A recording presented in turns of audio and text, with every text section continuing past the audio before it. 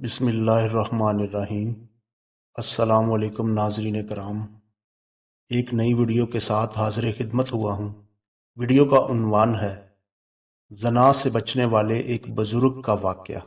حضرت ابن عباس رضی اللہ تعالیٰ عنہ حضرت کعب بن احبار رحمۃ اللہ علیہ سے نقل کرتے ہیں کہ انہوں نے بتایا ہے کہ بنی اسرائیل میں ایک صدیق یعنی اول درجے کا ولی تھا جو عبادت میں منفرد مقام رکھتا تھا۔ یہ صدیق بزرگ ایک عرصہ تک اپنی خانقاہ میں عبادت کرتا رہا۔ اس کے پاس روزانہ صبح و شام بادشاہ حاضری دیتا تھا اور اس سے پوچھا کرتا تھا کہ آپ کی کوئی ضرورت ہے، تو وہ جواب دیتا، اللہ میری ضرورت کو خوب جانتا ہے۔ اللہ تعالیٰ نے اس بزرگ عابد کی خانقاہ پر انگور کی ایک بیل اگا دی تھی جس میں ہر روز ایک انگور لگتا، اور جب اس عابد کو بھوک لگتی وہ اس میں سے یہ انگور توڑ کے کھا لیتا تھا، اور جب اس کو پیاس لگتی تو وہ اپنا ہاتھ آگے بڑھاتا تو پانی خود بخود زمین سے ابل پڑتا، اور یہ اس پانی کو پی کر اپنی پیاس بجھا لیتا تھا۔ اس طرح ایک طویل عرصہ گزر گیا۔ ایک مرتبہ ایسا ہوا کہ اس عابد کے پاس مغرب کے وقت ایک عورت گزری جو نہایت حسین و جمیل تھی۔ اس عورت نے پکار کر کہا کہ اے اللہ کے بندے، تو اس عابد نے کہا لبیک۔ یہ سن کر وہ عورت کہنے لگی، کیا تمہیں تمہارا رب دیکھ رہا ہے؟ تو اس بزرگ نے فرمایا کہ وہ ایک اللہ ہے، اللہ قہار ہے، یکتا ہے، حیو یا قیوم ہے، دلوں کے اسرار سے واقف ہے، اور جو قبروں میں ہے ان کا اٹھانے والا ہے۔ یہ سن کر عورت کہنے لگی، مجھ سے میرا شوہر دور ہے، اس لیے مجھے ایک رات کے لیے اپنے پاس ٹھکانہ دے دو۔ بزرگ نے یہ سن کر اس عورت سے کہا کہ اوپر آ جاؤ۔ بس وہ عورت اوپر آ گئی اور اس بزرگ کی خانقاہ میں پہنچ گئی۔ وہاں پہنچنے کے ساتھ ہی اس عورت نے اپنے جسم سے کپڑے اتار پھینکے اور برہنہ کھڑی ہو گئی اور اس عابد کے سامنے اپنا برہنہ بدن ظاہر کر دیا۔ یہ منظر دیکھ کر اس بزرگ نے اپنی آنکھیں بند کر لی اور فرمایا، تو تباہ ہو جائے، اپنے آپ کو ڈھانپ لے۔ یہ سن کر اس عورت نے جواب دیا، تیرا کیا جاتا ہے اگر آج مجھ سے فائدہ اٹھا لے؟ تو بزرگ نے سن کر اپنے نفس سے مخاطب ہو کر کہا، اے نفس تو کیا کہتا ہے؟ نفس کہنے لگا، اللہ کی قسم میں تو فائدہ اٹھاؤں گا۔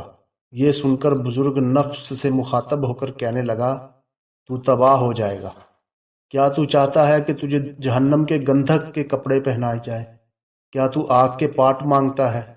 میری عرصہ کی عبادت ضائع کرنا چاہتا ہے؟ پھر کہنے لگا، ہر زانی کی بخشش نہیں اور اس کا عذاب مٹنے کو نہیں۔ میں ڈرتا ہوں کہ اللہ تعالیٰ تجھ پر ایسا ناراض ہو کہ پھر کبھی راضی نہ ہو۔ لیکن اس بزرگ کے نفس نے اس کو اس عورت کے متعلق خوب بہکایا۔ تو بزرگ نے نفس سے مخاطب ہو کر کہا، میں تیرے سامنے دنیا کی چھوٹی آگ پیش کرتا ہوں، اگر تو اس کو برداشت کر گیا تو اس رات اس لڑکی سے نفع حاصل کر لوں گا۔ اس بزرگ نے یہ کہنے کے بعد دیے کو تیل سے بھر دیا اور بتی کو موٹا کر دیا۔ اس منظر کو وہ عورت بھی دیکھ رہی تھی اور اس بزرگ کی اپنے نفس سے گفتگو بھی سن رہی تھی۔ پھر اس بزرگ نے چراغ کو جلانے کے بعد اپنا ہاتھ اس جلتی بتی پر رکھ دیا۔ یہ بتی جل رہی تھی لیکن اس بزرگ کے ہاتھوں کو نہیں جلاتی تھی۔ یہ دیکھ کر بزرگ چیخ کر کہنے لگے، تجھے کیا ہوا ہے؟ تو جلاتی کیوں نہیں؟ تو وہ بتی اس کا انگوٹھا کھا گئی، یعنی کہ انگوٹھا جل گیا، پھر اس کی انگلیاں جل گئی، پھر اس بزرگ کا ہاتھ جل گیا۔ یہ منظر دیکھ کر اس عورت نے زوردار چیخ ماری اور دنیا سے کوچ کر گئی۔ پھر اس بزرگ نے اس عورت کے جسم کو اس کے کپڑوں سے ڈھانپ دیا۔ جب صبح ہوئی تو شیطان نے چیخ کر کہا، اے لوگو، فلاں بیٹی سے فلاں عابد شخص نے زنا کیا ہے اور زنا کرنے کے بعد اس کو قتل کر دیا ہے۔ چنانچہ جب یہ خبر بادشاہ تک پہنچی تو بادشاہ اپنے لشکر اور رایا کے ساتھ سوار ہوا اور عبادت خانے تک پہنچ گیا جہاں وہ بزرگ عبادت کیا کرتا تھا۔ وہاں پہنچ کر بادشاہ نے عابد سے پوچھا کہ فلاں کی بیٹی فلاں کہاں ہے؟ عابد نے کہا، یہی میرے پاس موجود ہے۔ بادشاہ یہ سن کر عابد سے کہنے لگا، اس کو کہو کہ وہ میرے پاس آئے۔ بزرگ عابد نے کہا، وہ مر چکی ہے۔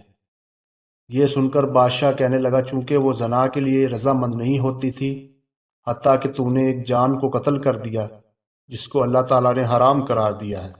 پھر بادشاہ نے غضبناک ہو کر اس عبادت خانہ کو گرا دیا اور عابد کی گردن میں زنجیر ڈالی اور اسے گھسیٹنے لگا، اور عورت کی لاش کو وہاں سے اٹھا دیا گیا اور اس عبادت خانے کو گرا دیا گیا۔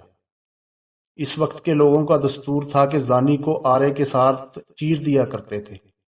عابد کا ہاتھ جو رات کے وقت واقعہ میں جل گیا تھا، اسے عابد نے ہاتھ کی آستین میں چھپایا ہوا تھا، اور وہ عابد واقعہ کی حقیقت کسی کو نہیں بتا رہا تھا۔ چنانچہ آرے کو عابد کے سر پر رکھا اور جلادوں کو حکم دیا کہ آرا چلا دو۔ چنانچہ حکم ملتے ہی جلادوں نے تعمیل کی اور آرا چلا دیا۔ جب آرا عابد کے دماغ تک پہنچا تو اس کی آہ نکل گئی۔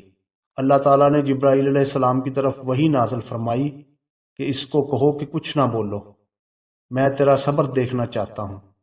اس کے صدمے نے میرے عرش برداروں کو، میرے آسمان کے مکینوں کو رلا دیا ہے۔ مجھے میرے غلبے اور جلال کی قسم، اگر اس عابد نے دوسری مرتبہ آواز نکالی تو میں آسمانوں کو زمین پر گرا دوں گا۔ چنانچہ اس عابد نے دوسری مرتبہ آہ نہیں نکالی اور نہ کوئی بات بتائی، حتیٰ کہ اس حالت میں اس کا انتقال ہو گیا۔ چنانچہ جب وہ فوت ہو گیا تو اللہ تعالیٰ نے اس مردہ عورت میں روح ڈالی، جو عابد کا عمل دیکھ کر دنیا سے کوچ کر گئی تھی۔ تو عورت نے لوگوں سے مخاطب ہو کر کہا، اللہ کی قسم، یہ مظلوم ہو کر فوت ہوا ہے، اس نے زنا نہیں کیا تھا اور میں ابھی تک کنواری ہوں۔ اس کے بعد اس عورت نے گزشتہ رات کا سارا واقعہ لوگوں کے سامنے نقل کیا، تو یہ سن کر جب لوگوں نے اس کا ہاتھ نکالا تو جیسا لڑکی نے بتایا تھا ویسا ہی جلا ہوا تھا۔ یہ دیکھ کر لوگ کہنے لگے کہ اگر ہمیں علم ہوتا کہ اصل حقیقت کیا ہے تو ہم کبھی بھی اس کے جسم کو نہ چیرتے۔ عابد 2 ٹکڑے ہو کر زمین پر گر پڑا، اور لڑکی بھی جیسے پہلے مردہ تھی ویسے ہی مردہ ہو گئی۔ پھر ان دونوں کو دفنانے کے لیے قبریں کھودی گئیں، تو اس میں کستوری، عنبر اور کافور کی خوشبوئیں مہک رہی تھیں۔ اور پھر ان کا جنازہ پڑھنے کے لیے ان کی میتوں کو لایا گیا تو ان کو آسمان سے کسی نے منادی کی، جس کا ترجمہ ہے، صبر کرو یہاں تک کہ فرشتے ان کا جنازہ پڑھ لیں۔ اس کے بعد لوگوں نے ان کا جنازہ پڑھا اور دفن کر دیا۔ پھر اللہ تعالیٰ نے ان کی قبر پر چمبیلی کو اگایا، اور لوگوں نے ان کی قبر پر تختہ دیکھا جس پر لکھا ہوا تھا، شروع اللہ کے نام سے جو بڑا مہربان اور رحم کرنے والا ہے۔ اللہ عز و جل کی طرف سے اپنے بندہ اور اپنے ولی کی طرف سے میں نے اپنے عرش کے نیچے ایک منبر لگایا اور اپنے فرشتوں کو گواہ بنایا کہ میں نے جنت الفردوس کی 50,000 عورتوں سے اس ولی کا نکاح کیا، اور میں اپنے فرما برداروں اور مقربین کو ایسے ہی انعام و اکرام سے نوازتا ہوں۔ اس واقعہ سے ہمیں یہ سبق ملتا ہے کہ نفس کی اتباع کبھی نہیں کرنی چاہیے، کیونکہ نفس انسان کو ہمیشہ عیش و عشرت اور غلط خواہشات کا دلدادہ بناتا ہے، اور پھر نفس کے باعث انسان جہنم کی طرف چلا جاتا ہے۔